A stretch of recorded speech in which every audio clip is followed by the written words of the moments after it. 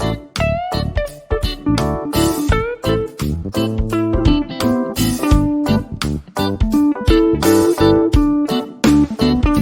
Everyone, management मंत्रा के इस video में आप पढ़ेंगे tools and techniques of project management कि क्या क्या टेक्निक्स का यूज़ किया जाता है प्रोजेक्ट मैनेजमेंट के लिए। तो इसमें फर्स्ट आता है कानबान, सेकेंड है वर्क ब्रेकडाउन स्ट्रक्चर, थर्ड है PERT program evolution and review techniques, next है ग्रैंट चार्ट, नेक्स्ट है project network diagram, critical path method जिसको CPM भी बोलते हैं, क्रिटिकल चेन प्रोजेक्ट मेथड और वाटरफॉल टेक्निक्स। इनको डिटेल में देखने से पहले डिस्क्रिप्शन में आप प्रोजेक्ट मैनेजमेंट से रिलेटेड डिफरेंट टॉपिक्स पे वीडियो देख सकते हैं। वीडियो अच्छा लगे तो प्लीज़ लाइक कीजिए, चैनल को सब्सक्राइब कीजिए और कमेंट कीजिए। और किसी टॉपिक पे वीडियो चाहिए तो आप कमेंट कर सकते हैं। फर्स्ट हम देखेंगे प्रोजेक्ट मैनेजमेंट की टेक्निक्स क्या होती है। ये स्पेशली वो अप्रोच होता है जहाँ पे कि आप आपके स्किल एक्सपीरियंस को सही टूल्स की तरफ से अप्लाई कर सकते हैं ताकि आप स्पेसिफिक सेट ऑफ ऑपरेशन को देख सके प्रोजेक्ट की रिक्वायरमेंट के अकॉर्डिंग। ये आपको डिफरेंस बताता है कि प्रोजेक्ट मैनेजमेंट की टेक्निक्स और प्रोजेक्ट मैनेजमेंट में क्या डिफरेंस होता है। तो प्रोजेक्ट मैनेजमेंट टेक्निक्स एक स्पेसिफिक अप्रोच होता है, वही प्रोजेक्ट मैनेजमेंट डिफरेंट थिंग्स को बताता है जिसमें आप प्लानिंग, एग्जीक्यूशन और किसी भी प्रोजेक्ट को मॉनिटर करते हैं। तो जब भी आप किसी प्रोजेक्ट पे काम करें तो उसके लिए आप प्रोजेक्ट मैनेजमेंट की टेक्निक्स का यूज़ करते हैं, जिसमें हम देख रहे हैं 8, जिसमें आप देखेंगे kanban, WBS, PERT, Gantt chart, program network diagram, CPM, CCPM और वाटरफॉल टेक्निक्स। फर्स्ट आता है कानबान। कानबान एक पॉपुलर सब टाइप है एजाइल प्रोजेक्ट मैनेजमेंट की टेक्निक्स का, जिसमें कि एजाइल फ्लेक्सिबिलिटी को बताता है कि आप प्रोजेक्ट में चेंजेस को कर सकते हैं। तो ये मेथड्स आपको हेल्प करती है किसी भी प्रोजेक्ट को विजुअलाइजेशन के लिए कि आप उसको विजुअली देख सकते हैं, ट्रैक कर सकते हैं कि आपने कितना काम किया है। और ये मेनली ट्रांसपेरेंसी प्रोवाइड करती है किसी भी प्रोजेक्ट में। जैसे कि आप डायग्राम इसका देख सकते हैं जिसमें 4 कॉलम होते हैं, बैकलॉग, टू डू, डूइंग और डन। तो आप देख सकते हैं कि आप कानबान का यूज़ कैसे कर सकते हैं। तो टू डू कॉलम बताता है कि कौन से काम जो कि आपको फ्यूचर में करने हैं अभी आप उनको यहाँ पे डिफाइन करते हैं। एक बोर्ड होता है जहाँ पे स्टिकर से आप लगा सकते हो और फिर उनको चेंज कर सकते हैं। फिर आता है डूइंग कॉलम जिसमें आप लिखते हैं कि कौन सा काम स्टार्ट हो चुका है जिस पे कि आपका भी काम चल रहा है। डन कॉलम बताता है कि कौन से काम आपके कंप्लीट हो चुके हैं। और बैकलॉग कॉलम बताता है 4th कॉलम जिसमें कि जो टास्क आपके अभी वेटिंग में पड़े हुए हैं आप उनको इस कॉलम में रखते हैं। तो इस तरीके से आप इस इमेज में देख सकते हैं कि कानबान होता है, कौन सी चीज़ें आपको करनी है, कौन सी अभी चल रही है, कौन सी कंप्लीट हो चुकी है और जो आपकी अभी वेटिंग में वो आपकी बैकलॉग में होती है। नेक्स्ट आता है वर्क ब्रेकडाउन स्ट्रक्चर। ये रिक्वायर होता है कि जो भी आपका प्रोजेक्ट है उसको आप स्मॉलर पार्ट्स में डिवाइड कर सकते हैं ताकि आप उनको इजीली मैनेज कर सकें। तो इसके अकॉर्डिंग ये आपको गाइड करता है कि क्या बॉडी ऑफ नॉलेज होगा, कैसे आप काम को करेंगे, प्रोजेक्ट का क्या ऑब्जेक्टिव्स है, उसके अकॉर्डिंग आप वर्क को ब्रेक डाउन करते हैं और पॉपुलरली आप इसमें चीज़ों को आइडेंटिफाई करते हैं, उनको एस्टिमेट करते हैं, बजट को देखते हैं और वर्क के शेड्यूल को बनाते हैं। आप इसका डायग्राम देख सकते हैं। प्रोजेक्ट आपने टास्क 4 फ्रेम में डिवाइड किया, फिर उनके भी सब टास्क हो गए कि अपने प्रोजेक्ट की डिफरेंट टीम में एक मेंबर्स देखे टास्क के लिए और फिर उनके 2 सब टास्क डिसाइड हुआ।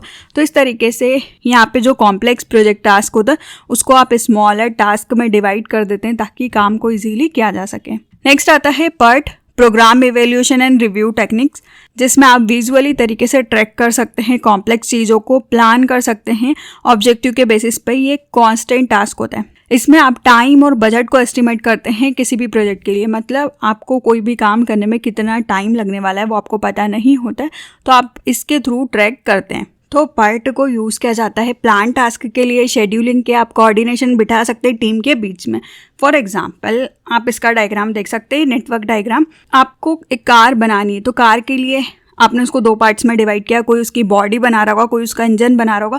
बॉडी बनने में 5 दिन लग सकते हैं, इंजन बनने में 2 दिन लगते हैं। फिर उनको एक जगह पे असेंबल किया जाएगा। फिर ऐसे डिवाइड किया जाता है पार्ट्स में कि कोई उसकी सीट वगैरह फिट कर रहा होगा बॉडी के अंदर, फिर कोई ऊपर से उसका कलर, पेंट, बाकी सारी चीज़ें देख रहा होगा, फिर आगे उसको असेंबल किया जाएगा। तो ये पार्ट को बताता है कि आप डिफरेंट टास्क के अकॉर्डिंग उसको डिवाइड कर देते हैं और फिर उनको एक साथ लेके आ जाते हैं। तो कैसे पार्ट को यूज़ किया जाता है, तो इसमें लिस्ट होती है प्रोजेक्ट की, क्या क्या एक्टिविटी टास्क आपको परफॉर्म करने हैं, आप उनको देखते हैं। फिर एक सीक्वेंस ऑफ एक्टिविटीज़ को क्रिएट करते हैं कि आप किस काम के लिए पहले जाएंगे। फिर आप टाइम एस्टिमेटेड करते हैं टास्क का कि कब आप कौन सा काम स्टार्ट करेंगे, कब उसको फिनिश करेंगे, उसके लिए कौन सा डे होगा, टाइम कितना चाहिए रहेगा किसी भी टास्क के लिए। फिर आप आइडेंटिफाई करते हैं क्रिटिकल पाथ को कि आपको वो पूरा कंप्लीट करने में कितना टाइम लगेगा। तो यहाँ पे आप मिनिमम अमाउंट ऑफ टाइम को लेते हैं ताकि आपको पता चले कि कितने टाइम में प्रोजेक्ट कंप्लीट होगा। नेक्स्ट आता है ग्रैंट चार्ट। ग्रैंट चार्ट एक ओल्डेस्ट फॉर्म होता है प्रोजेक्ट मैनेजमेंट की टेक्निक्स का। ये एक हॉरिजॉन्टल बार चार्ट होता है जो कि इलस्ट्रेशन के बेसिस पे आप प्रोजेक्ट को शेड्यूल करते हैं और हर एक्टिविटीज़ के लिए हर एक बार को बताया जाता है और बताया जाता है कि कौन सा टास्क कितने टाइम में कंप्लीट हो जाएगा। तो ये बार की पोजीशन इंपॉर्टेंट होती है, उसके अकॉर्डिंग आप टास्क को शेड्यूल करते हैं। एक काम कंप्लीट हो जाता है फिर आप दूसरे पे जाते हो और ये डिपेंड करता है कि कैसे टास्क कंप्लीट होंगे, वो डिपेंड करेगा कि कब आप चीज़ों को स्टार्ट करेंगे। तो आप यहाँ पे ज्योमेट्रिकल साइन के थ्रू, चार्ट्स के थ्रू, डायमंड या ट्रायंगल शेप में सिम्बॉल्स को रिप्रेजेंट कर सकते हैं और प्रोजेक्ट को देख सकते हैं कि आप सिंपल तरीके से कर सकते हो, कम कॉस्ट में कर सकते हैं। तो ग्रैंट चार्ट ये एक यूज़फुल और सिंपल प्रोजेक्ट की टेक्निक्स है। ग्रैंट चार्ट में आप सेट करते हैं डिटेल्स को किसी भी प्रोजेक्ट की, आप ऐड करते हैं शेड्यूल को या प्रोजेक्ट टास्क को, इंसर्ट करते हैं इंपॉर्टेंट क्या माइलस्टोन है और फिर टास्क की डिपेंडेंसी को देखते हैं। जैसा कि आप इसका डायग्राम देख सकते हैं, वीक 1 में आप रिसर्च कर रहे हैं, फिर वीक 2 में आप जाएंगे कॉम्पिटिटर ओवरव्यू के लिए, फिर वीक 3 में भी वो चलेगा, वीक 3 में उसके साथ साथ दूसरे काम भी चलेंगे। तो इस तरीके से आप कर सकते हैं कि आप एक ही वीक में 2-2 काम भी कर सकते हैं। तो इस तरीके से पूरा चार्ट सेट किया जाता है आप कब क्या क्या काम करने वाले हैं। नेक्स्ट आता है प्रोजेक्ट नेटवर्क डायग्राम। ये मोस्ट यूजफुल टेक्निक्स होती है प्रोजेक्ट नेटवर्क डायग्राम। ये ग्राफिकली तरीके से प्रोजेक्ट को शॉर्ट तरीके से आप डायग्राम में एरो के बेसिस पे या डिफरेंट कनेक्शन के बेसिस पे देख सकते हैं। तो इसके 2 इंपॉर्टेंट एस्पेक्ट होते हैं, बॉक्सेस जिनको कि आप नोट्स बोलते हैं जो कि प्रोजेक्ट की एक्टिविटीज़ को रिप्रेजेंट करते हैं, और एरो रिलेशनशिप को बताते हैं प्रोजेक्ट एक्टिविटीज़ के बीच में। तो इसका एक स्टार्ट और एंड पॉइंट होता है। आप इसका डायग्राम देख सकते हैं कि आप इसको कब स्टार्ट करेंगे, कब एंड करेंगे, और उसके बीच में ये नोट्स होती है कि डे 1 में आपकी 2 एक्टिविटीज़, फिर डे 2 में, फिर डे 3 में, डे 4 में। आप इस तरीके से पूरा प्रोजेक्ट नेटवर्क के डायग्राम को देख सकते हैं। इसमें एरोस में ओवरलैप नहीं होना चाहिए और ये कन्फ्यूज़न को भी क्रिएट कर देता है कि आप कॉन्स्टेंटली तरीके से नोट्स और एरो की तरह चलें। लीनियर और स्ट्रेट होता है, ऑर्गेनाइज होता है, लेफ्ट टू राइट होता है, मतलब स्टार्ट टू एंड होता है। ये हमेशा आपका जो भी टास्क की एक्टिविटीज़ है आप उसको डे वाइज डिवाइड कर लेते हो। तो इस तरीके से प्रोजेक्ट नेटवर्क का डायग्राम बनता है। नेक्स्ट आता है क्रिटिकल पाथ मैथड, जिसको CPM भी बोलते हैं। इसमें आप चीज़ों को सीक्वेंस में करते हैं, स्टेप बाय स्टेप एक्टिविटीज़ होती है। शेड्यूल निकालते हैं कि क्या क्रिटिकल टास्क होगा और क्या लॉन्गेस्ट टाइम लगेगा या टास्क है जिनको कि आपको प्रोजेक्ट में करना है, मतलब कौन सी चीज़ें जो लंबी है या कॉम्प्लेक्स है। तो इसमें आप बहुत ज़्यादा फोकस होते हैं, स्टेप बाय स्टेप चीज़ों को करते हैं। आप इसमें एक्टिविटीज़ को क्रिटिकल और नॉन क्रिटिकल्स में डिवाइड कर लेते हैं। फिर आप देखते हैं कि जो भी क्रिटिकल टास्क है उनको करने के लिए आपको टाइम फ्रेम कितना चाहिए, मतलब कितने टाइम में उन आप एक्टिविटीज़ को कर पाएंगे। तो इसके लिए प्रोसेस होती है, पहले आप आइडेंटिफाई करते हैं, कैटेगराइज करते हैं सारे प्रोजेक्ट के टास्क को, फिर आप डिफाइन करते हैं कि क्या एक्सेप्टेशंस और क्या ड्यूरेशन है हर टास्क की, और फिर आप स्पेशली डिपेंड रहते हैं हर टास्क पे। आप ये डिटरमाइन करने के बाद आप डिपेंडेंसी को देखते हैं टास्क की कि कैसे सीक्वेंस में होता है। जैसा कि आप इसका डायग्राम देख सकते हैं, वर्क करते हैं आप टास्क 1 और टास्क 2 पे एक साथ में। जब आपका एक काम कंप्लीट नहीं हो तब आप दूसरे काम को भी स्टार्ट कर सकते हैं और फिर आप दोनों काम को एक साथ में ख़त्म कर सकते हैं। तो इस तरीके से आप पूरा शेड्यूल करते हैं वर्क को ऑर्डर में, ताकि आपको पता चल जाए कि कौन से काम में को ज़्यादा टाइम लगेगा तो आप उसको पहले स्टार्ट कर दें। तो आप यहाँ पे टास्क की डिपेंडेंसी को भी देख सकते हैं और इस तरीके से पूरे क्रिटिकल पाथ को बनाते हैं। तो ये आपको पूरा टाइम फ्रेम दे देता है कि क्रिटिकल टास्क के अकॉर्डिंग आप किसी भी काम को कितने टाइम में कंप्लीट करेंगे। नेक्स्ट आता है CCPM, critical chain project management method. आप स्पेशली शेड्यूल करते हैं, एल्गोरिथम को प्रेस करते हैं कि किस पे आपको ज़्यादा फोकस करना है। मतलब आप यहाँ पे रिसोर्सेज को देखते हैं कि कितने रिसोर्सेज की आपको ज़रूरत है किसी भी प्रोजेक्ट पे, क्या डिपेंडेंसी है कि कौन सा काम किस पे डिपेंड होगा, और नेक्स्ट आप देखते हैं कि किसी भी प्रोजेक्ट को कंप्लीट करने के लिए आपको कितना टाइम लगेगा, आप उसका पूरा अकाउंट रखते हैं। तो यहाँ पे प्रोजेक्ट मैनेजमेंट मेथड का पर्पस होता है कि आप चीज़ों को मैनेज कर सकें, रिसोर्सेज को देख सकें, किसी भी काम को कम से कम टाइम में कर सकें, बहुत सारे एस्पेक्ट को देखते हैं और फिर आप डिसाइड करते हैं। तो नेक्स्ट आप देखते हैं कि आप इसको कैसे यूज़ करते हैं। तो फर्स्ट आप यहाँ पे आइडेंटिफाई करते हैं क्या इंपॉर्टेंट टास्क है, फिर आप उसके क्रिटिकल पाथ को जानते हैं। फिर नेक्स्ट आता है आप देखते हैं कि आप रिसोर्सेज को कैसे अलोकेट करेंगे उन टास्क के लिए, मतलब कौन से काम के लिए आप कितना टाइम, बजट और लोगों को दे रहे हैं।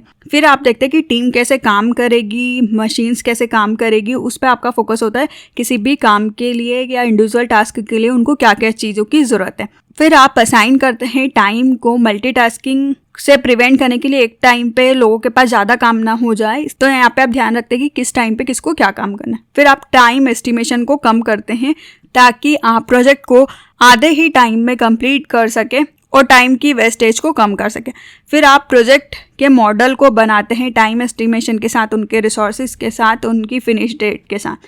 जैसा कि आप देख सकते हैं स्टार्ट, फिर 2, 6, कैपेसिटी बफरिंग 5, 7, 6, इस तरीके से ये चलता रहता है कि क्या काम नहीं हुआ है, फिर आता है, फिर आप रिपीट करते हैं। तो इसको बॉटम अप अप्रोच टेक्निक्स भी बोला जाता है। नेक्स्ट आता है वाटरफॉल टेक्निक्स। ये एक बेनिफिशियल प्रोजेक्ट मैनेजमेंट की टेक्निक्स है वाटरफॉल टेक्निक्स, जिसमें कि आप टास्क को सीक्वेंस में करते हैं। जब आपने एक चीज़ को कर लिया फिर आप आगे बढ़ते हैं। तो ये प्रोजेक्ट मैनेजमेंट की टेक्निक्स है जिसपे आपके पास क्लियर आइडिया होता है प्रोजेक्ट में क्या चीज़ें रिक्वायर्ड है। यहाँ पे आप जब भी किसी भी काम को स्टार्ट कर रहे हो तो आप देखते हैं कि किसी भी स्टार्ट को करने के लिए क्या चीज़ों की ज़रूरत है, फिर वो कैसे नेक्स्ट स्टेप पे मूव करता है। मतलब जैसे वाटरफॉल गिरता है उस स्टेप में कि आपने एक काम किया, फिर आप दूसरे पे गए, फिर तीसरे पे गए, इस तरीके से ये टेक्निक्स काम करती है। तो नेक्स्ट आप देखते हैं कि आप कैसे वाटरफॉल टेक्निक्स को यूज़ कर सकते हैं। तो फर्स्ट आता है कि आप आइडेंटिफाई करते हैं किसी भी सॉफ्टवेयर की क्या रिक्वायरमेंट है, आप उसको एनालाइज करते हैं, मतलब किसी भी चीज़ों की क्या ज़रूरत है पहले आप उनको जानते हैं। फिर सेकंड आता है आप डिज़ाइन करते हैं बेस्ट अप्रोच को, मतलब सॉफ्टवेयर को उसके रिक्वायरमेंट के अकॉर्डिंग कि सॉफ्टवेयर कैसा होना चाहिए। फिर आता है कि आप इम्प्लीमेंट करते हैं कि पर्टिकुलर जो प्रॉब्लम थी सॉफ्टवेयर की, आपने उसके लिए सॉफ्टवेयर बनाया, आप उसको एप्रोप्रिएटली तरीके से प्रॉब्लम को सॉल्व कर रहे हैं उसको चालू करके। फिर आप टेस्ट करते हैं कि जो भी आपका कोड था वो सही है, वेरीफाइड है, फिर आप उसका रेगुलरली मेंटेनेंस करते हैं। तो इस तरीके से ये प्रोसेस होती है, analyse, designing, implementation, testing, maintenance. तो इस तरीके से ये टेक्निक्स काम करती है। तो इस वीडियो में आपने पढ़ा कि क्या टूल्स और टेक्निक्स होती है प्रोजेक्ट मैनेजमेंट की, जिसमें हमने देखी 8। फर्स्ट था कानबान, सेकेंड है वर्क ब्रेकडाउन स्ट्रक्चर, थर्ड है PERT, Gantt chart, project network diagrams, CPM, CCPM और वाटरफॉल टेक्निक्स। वीडियो अच्छा लगे तो प्लीज़ लाइक कीजिए, चैनल को सब्सक्राइब कीजिए और कमेंट कीजिए। और किसी टॉपिक पर वीडियो चाहिए तो आप कमेंट कर सकते हैं। Thank you.